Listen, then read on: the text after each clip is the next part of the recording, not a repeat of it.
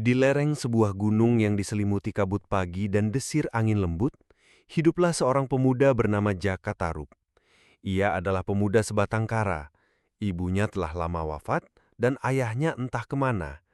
Hanya hutan, sawah, dan langit yang menjadi teman sejatinya. Meski tampan dan rajin, Jaka Tarub jarang bicara.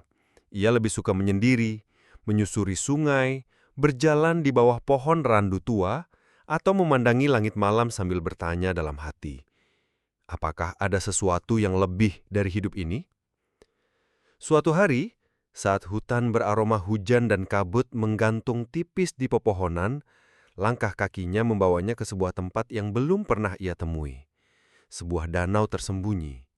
Airnya bening, dikelilingi batu-batu tua dan akar pohon yang melingkar seperti naga tidur. Ia hendak pergi, sampai telinganya menangkap suara tawa. Lembut, riang, bukan suara manusia biasa. Ia bersembunyi dan matanya menyaksikan keajaiban. 7 perempuan tengah mandi di danau. Wajah mereka bercahaya, rambut mereka tergerai mengkilap, dan kulit mereka bagai sinar bulan. Di tepi danau tergantung 7 selendang berwarna-warni, berkilau seperti ditenun dari cahaya langit. Jaka Tarub terpaku. Ia bukan hanya kagum, ia jatuh cinta. Seketika, tanpa alasan, pada satu di antara mereka, Nawang Wulan.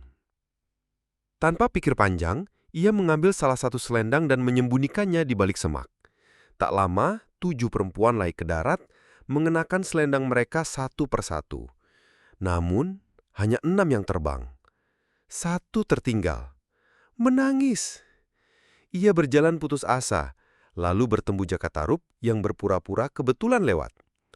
"Aku hanya pemuda desa," katanya lembut. "Tinggallah bersamaku, sampai selendangmu ditemukan." Waktu berlalu. Nawang Wulan tinggal di rumah Jaka. Dan cinta, seperti akar pohon yang diam-diam tumbuh, akhirnya tumbuh juga. Mereka menikah, hidup sederhana namun bahagia. Tak lama, mereka dikaruniai seorang anak perempuan yang cantik dan ceria. Nawang Wulan memiliki kemampuan ajaib. Cukup sebutir beras ia bisa menanak nasi untuk satu keluarga. Rumah mereka tak pernah kekurangan makanan. Tapi ada satu syarat. "Jangan pernah buka tutup kukusan saat aku memasak," ucapnya pada Jaka. Dan Jaka menuruti. Pada awalnya, tapi rasa ingin tahu adalah benih dari bencana. Suatu hari, saat Nawang Wulan pergi mandi, Jaka membuka tutup kukusan itu dan terkejut. Tak ada nasi, hanya air. Hari itu pula, kekuatan Nawang Wulan hilang. Ia kini memasak seperti manusia biasa. Beras tepat habis, lumbung menipis. Saat membuka gudang, Nawang Wulan menemukan selendang yang dulu hilang, tersimpan di balik tumpukan alang-alang. Seketika ia sadar, Jaka Tarub telah menipunya. Di senja yang tenang, Nawang Wulan menatap suaminya dengan mata berkaca.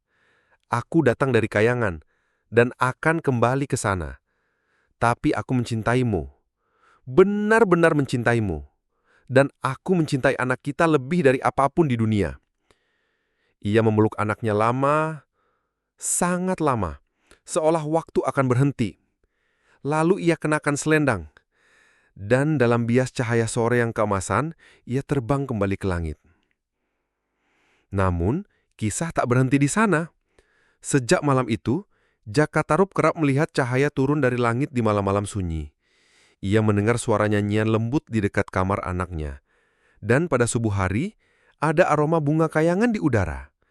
Karena Nawang Wulan telah berjanji, "Aku akan datang diam-diam hanya untuk melihat anak kita. Tak usah kau tunggu aku, Jaka, tapi cintaku tetap tinggal di rumah ini."